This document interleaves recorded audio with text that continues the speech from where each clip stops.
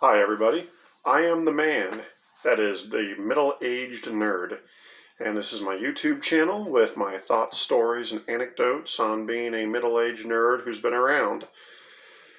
This video, I was going to talk about inflation. It's been in the news a lot, and you hear inflation, things are getting more expensive. A lot of people may not know how it happens, or why it's happening, or what is the cause or the solutions of it.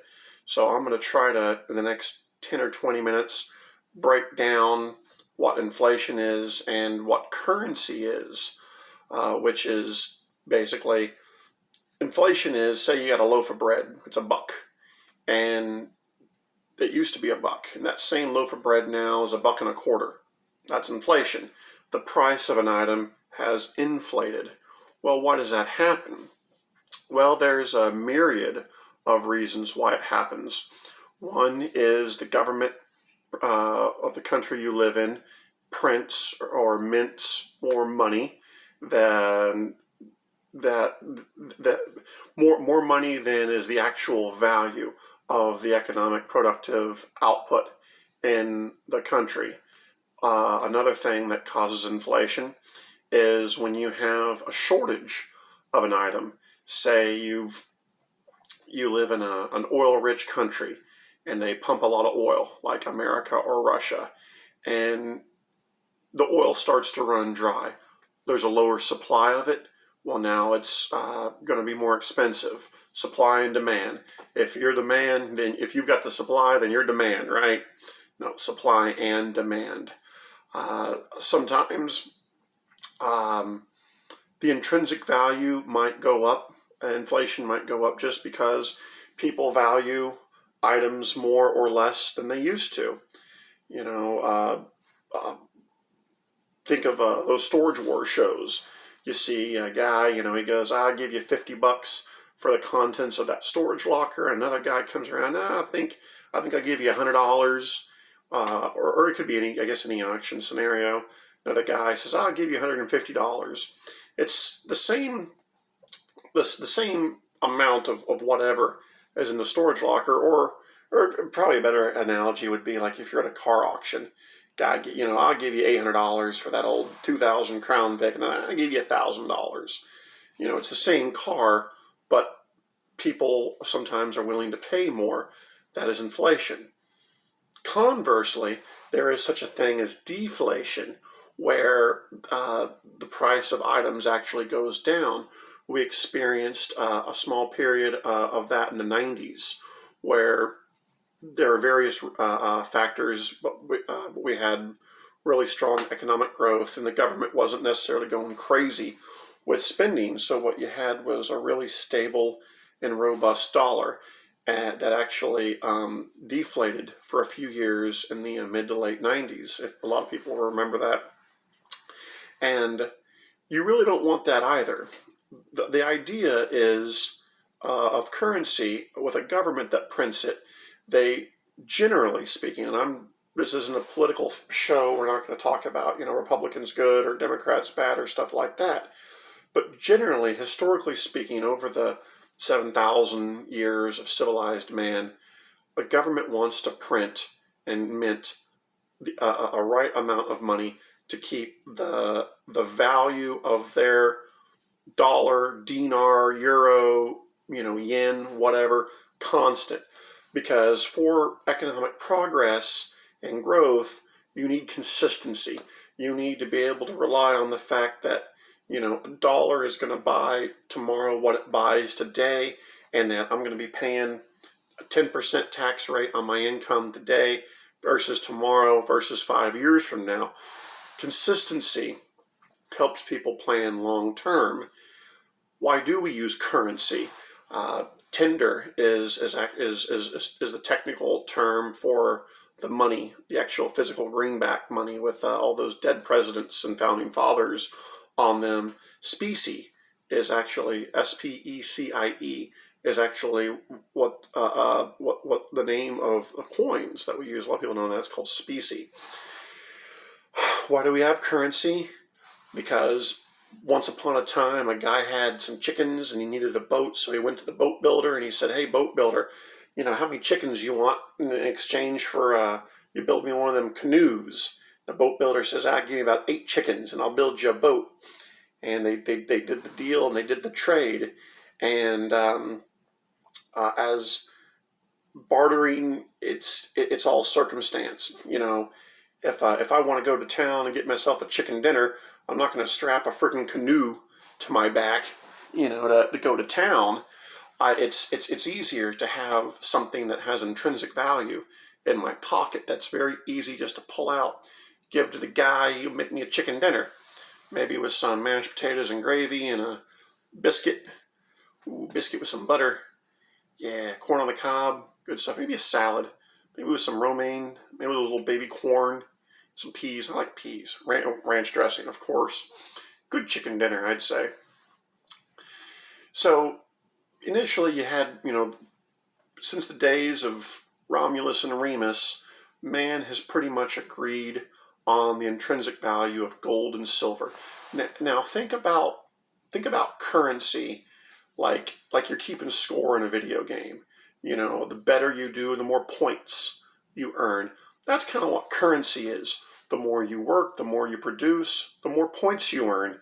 You put those points, you put those dollars in your pocket, you put those gold coins or whatever, and you can save them, spend them, invest them, however you want.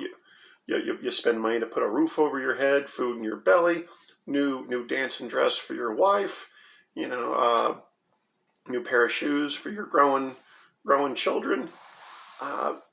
So the reason why man settled on gold and silver, used to use bronze, but for the most part, you can gold and silver. It's very you can't counterfeit it. It's metal, so it's durable. It can't be destroyed. Gold can be melted. Not very. It takes an incredible amount of energy to put it into a gaseous state. But thousands of years ago, governments realized, you know what, we can take this gold, we can take this silver. It takes a bit of energy to extract the gold, to extract the silver, so there's a value on the mines. It's not like we're just cutting out discs of wood and trading that, because something like that would be worthless. But the Romans, they'd stamp a picture of Caesar, or the Egyptians, they'd stamp a picture of the Pharaoh or their Ra or Osiris, whatever god they worship to. The Chinese, I don't know, maybe they'd stamp an order of sweet and sour pork on it or something. I don't know, that's a joke. But you could trade and economies could grow and flourish.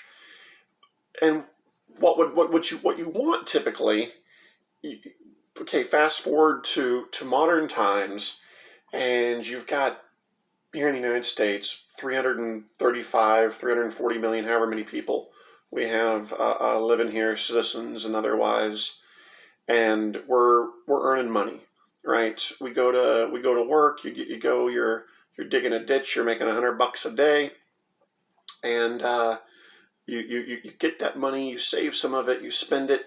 The money, it goes through the economy like water through a wheel.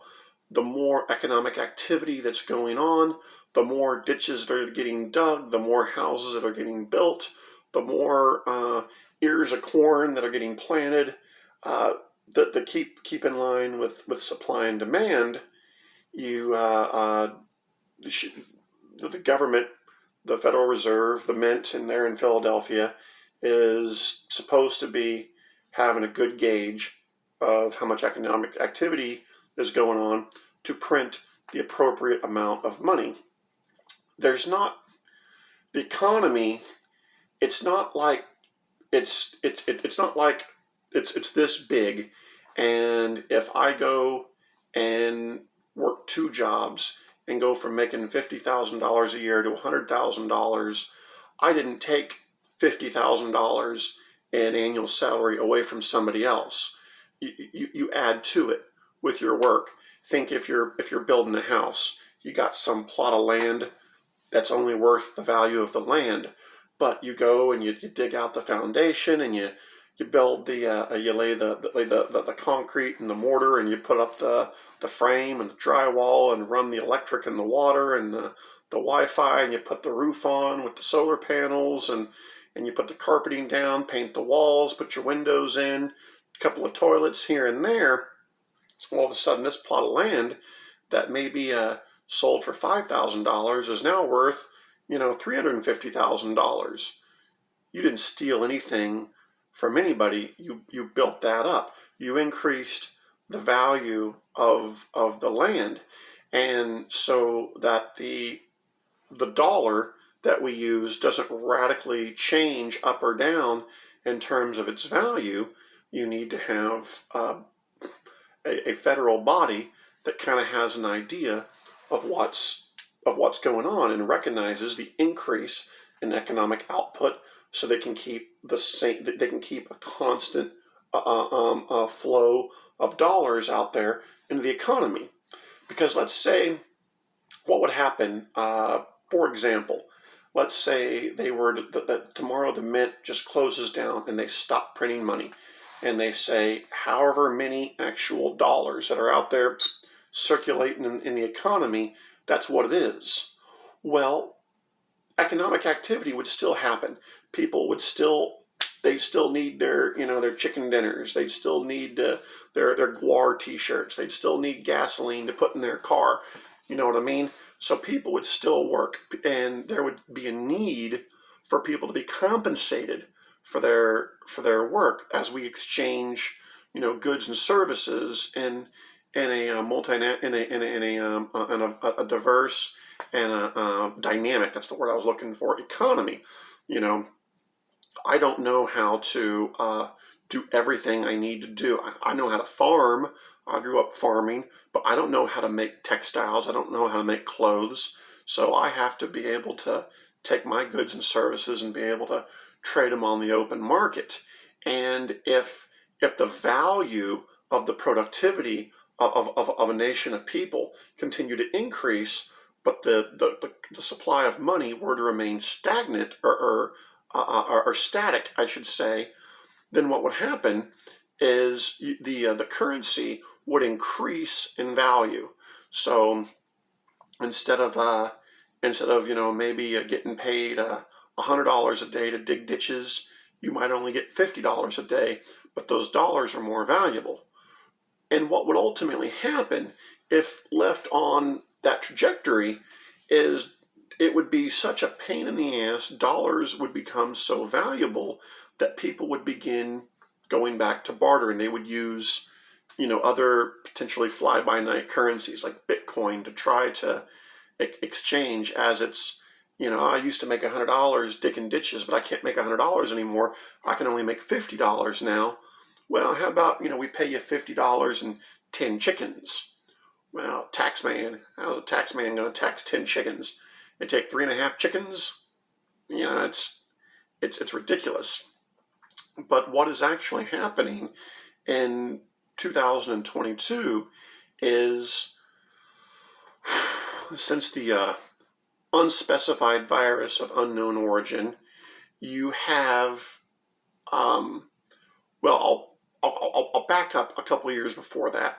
In the Trump years, we really kind of hit, and I'm not saying this is all a result of President Trump's policies, but you had a period, maybe the last few years of Obama, where you've got really low, almost virtual unemployment.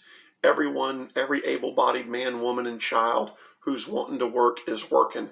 And that's including a lot of baby boomers who are in their 60s and 70s, and they technically could have retired, but they like working. They like making money. They like getting out, doing stuff. The guy I'm a Toyota man here in Tulsa, Oklahoma, and the guy who used to drive the courtesy shuttle. If I ever had to take one of my cars in for service, they rode the courtesy shuttle to take you home and pick you up. He was like, I don't know, 77, 78 years old, and the guy, I think he was like retired from the army, didn't need the money, but he liked it. He liked extra cash, never hurt, but he liked getting out and doing stuff. The pandemic comes along, And what you've had is a lot of people have left the workforce. You've had a lot of the baby boomers, which are our biggest in terms of uh, numbers generation. Well, they're all retiring. A lot of those dudes who didn't have to keep working, who were in a position where they could say, you know what, I've got my pension, I've got a little cash saved up, I got my 401k, house is paid off, kids are, out of college, to heck with it, I'm gonna go on the sidelines. Then you had a lot of people who they call it the great resignation, or I don't know what the heck that is. A bunch of people just don't need money anymore. But you hear stories, and the analytics and data shows a lot of I say kids, a lot of people older than me. I'm 39. They went back and they're living with their mom and dad, and so you've had a lot of people who have left the workforce. So now the overall value of productivity, there's fewer people working. So, like for example, meat, beef. I'm in the restaurant business, and the price of hamburger meat is sky high because when you don't have enough people out there working the ranches, they can't produce enough cattle to be able to get to the feedlot and get to slaughter and get to the stores. So supply and demand. The demand has actually kind of remained constant, but the supply of things like gasoline and toiletries and food and electricity has gone down because there are fewer people working and producing such items. So you see, the prices go up, and you might say, well, they're being greedy capitalists. And I would say to you, well, what if you got a guy working at the feed yard, and it used to be three guys working, now it's one guy working, and he's working 100 hours a week. You got to pay him time and a half, and he's saying, hey man, you lost all your helpers, and you got me here killing myself $100 an hour. You're gonna have to pay me more because you can't get people to work. So where you used to be able to get old Johnny Ditch Digger to go out and dig ditches for $10 an hour, there aren't enough people out there. So you got to say, man, there's nobody coming in my door wanting to work for $10 an hour. Maybe you go on down to old Danny's ditch digging company, and you go and talk to Johnny. Hey man, what are they paying you $10 an hour? Hey, come on over here to my company. I'll give you $15 an hour. Johnny's still digging the same ditch, but now he's getting $15 an hour instead of $10 an hour. And all those costs trickle down. And then you've had, sometimes the government thinks that they can borrow money and then just produce more money to inflate the currency to pay off the debt. It's not necessarily sound economic strategy, but the best way I can explain inflation and why it has been so radical. Another thing is the markets are operate off of the futures and prospectors, stock jobbers, as Thomas Jefferson would call them, predicting what is the price of oil going to be in 90 days or in 6 months or in a year. What's the price of beef? What's the price of gold? Anyone who ever saw that movie Trading Places with Dan Aykroyd and Eddie Murphy, there's a scene where the Randolph brothers or whatever are explaining to Eddie Murphy that they're commodities traders. That they try to figure out what the price of an item is going to do, if it's going to go up, down, or in effing circles, like Matthew McConaughey said in Wolf of Wall Street. So when you don't have enough people to produce items to keep, supply and demand kind of in a healthy balance, when supply goes down, it's like you got a girl who maybe she's an LA 6, but she's a Tulsa 10, as we call her. When she's out in California or out in LA, maybe the guys aren't after her so much because there's a gigantic supply of hot chicks. But in Tulsa, she's pretty good looking. So guys are after her, so she kind of keeps her dance card full. That's basically inflation. How do you get out of inflation? How do you normalize it? It's it's a tricky thing, but if the free market is left to its own devices, if you can keep the government's tendency, and we've had an election coming up in November, so we'll see what happens. But some governments, some philosophies, some political parties have a tendency to tinker. Something goes wrong. Oh, we have a stock market crash in 1929. There's a panic in 1837. There's a railroad recession in 1880. Governments have a tendency to want to tinker. The best thing to do to cure inflation is to let the invisible hand of the free market do what it does. The price of beef is up. Okay, more people are going to get in the cattle business. Farmers and ranchers are going to realize, oh man, this cattle selling for meat's going for $4, $4 a pound when it was at $2.50 a pound a couple years ago. I gotta make hay while the sun shines, strike while the iron's hot, so to speak. They'll seek to increase the size of their herds, get their bulls out there dating cows, make more cows, make more heifers and steers to go to sale. So you have these price spikes because of high demand.